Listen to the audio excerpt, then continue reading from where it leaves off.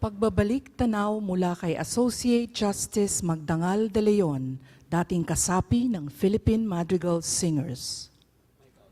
Ako po yung nagpupugay sa lahat ng kasama sa pagdadalamhati ng bayan para sa ating yumahong national artist, Professor Andrea o Veneracion.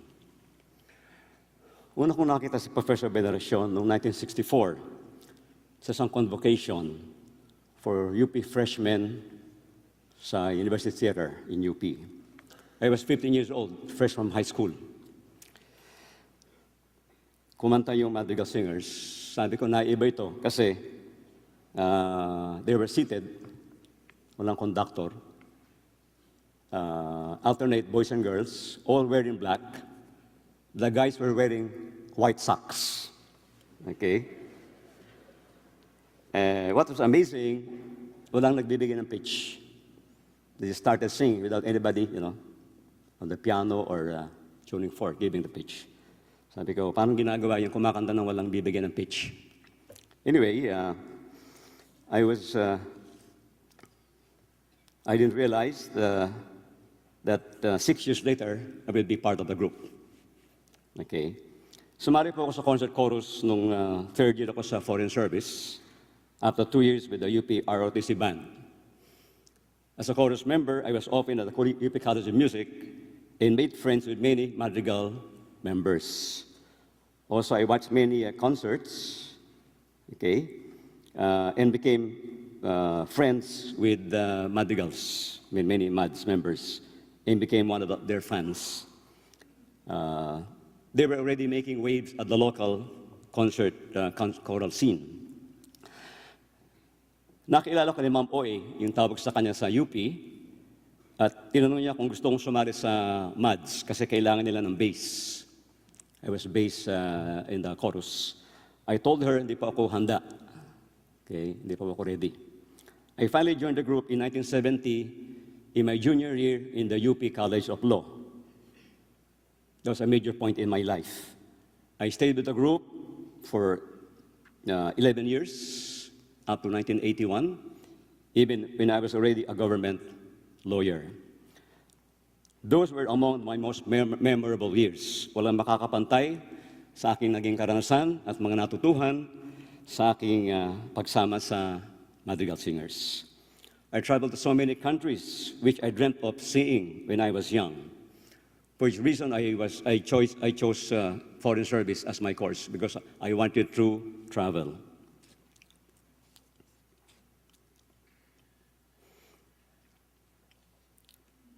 Interacting with musicians of different nationalities, appreciating cultural differences while being bound by the universal language of music. Two world tours, 73 and 76, and several short tours, giving concerts, joining choral festivals, and choral competitions in many countries, mostly in Europe. I felt proud, as with the other members, to be Filipinos, grateful for the opportunity to show to the world that we are not far behind when it came to choral singing.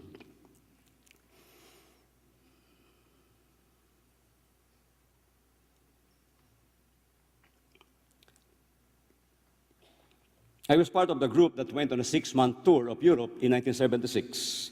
That is when we won first prizes in Poland and Hungary, and second prize in Arezzo, Italy. For the Bela Bartok International Choral Competition in Debrecen, Hungary, we received a copy of the contest piece around 2 months before we left for our tour.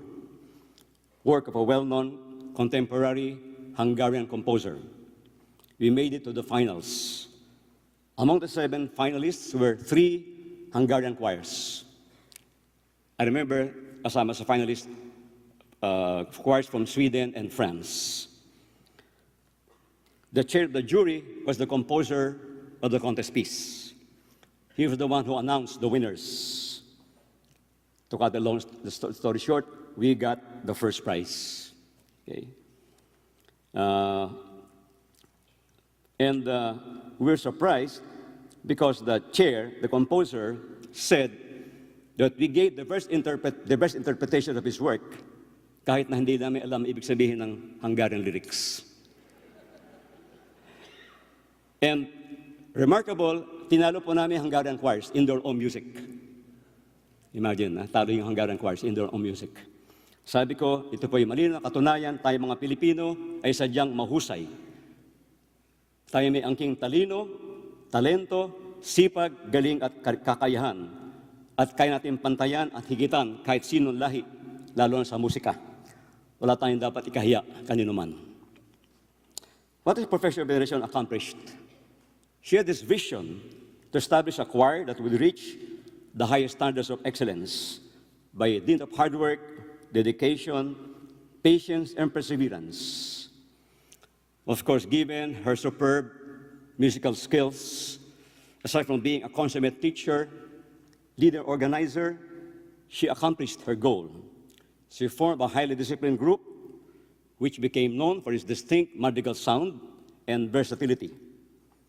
In fact, as we all know, the MADS has attained world-class status, developing a vast repertoire ranging from Renaissance music, classical music, Filipino, international folk songs, contemporary, avant-garde, opera, and even popular music. She perfected the art of conducting without conducting. With subtle body movements, facial expressions, especially with the eyes, subliminal gestures, she could produce ethereal pianissimos, as well as resounding fortissimos, and could deftly navigate through florid polyphonic passages and complicated pieces with clashing meters and opposing rhythms. Hindi po mapahirap gawin yan, mag-conduct ka ng walang hindi ginagamit ang kamay. Okay. Ano po pinakamahalagang ambag ni Professor Veneracion sa ating musika at kultura? Dahil sa kanyang pagsisikap, pagpupunyagi at pagpapakasakit, ang Pilipinas ay nakilala sa ibang bansa sa larangan ng choral singing. Before her time, before the madrigal singers, nobody knew that we are good in choral singing in the Philippines. Dahil sa kanya, ang Pilipinas ay nagkaroon ng pitak sa kalingitan ng mga dakilang koro sa mundo. Because of her pioneering efforts, the Philippines is now one of the shining stars in the world choral firmament. We have become a gold mine of outstanding choirs that have attained recognition and accolades outside the country. The MADS had won top prizes in the most prestigious choral competitions abroad, which used to be dominated by European choirs. It is the first choir to win twice the European Grand Prix for choral singing. After the MADS had paved the way, marami pong sumunod na iba pang Philippine choirs.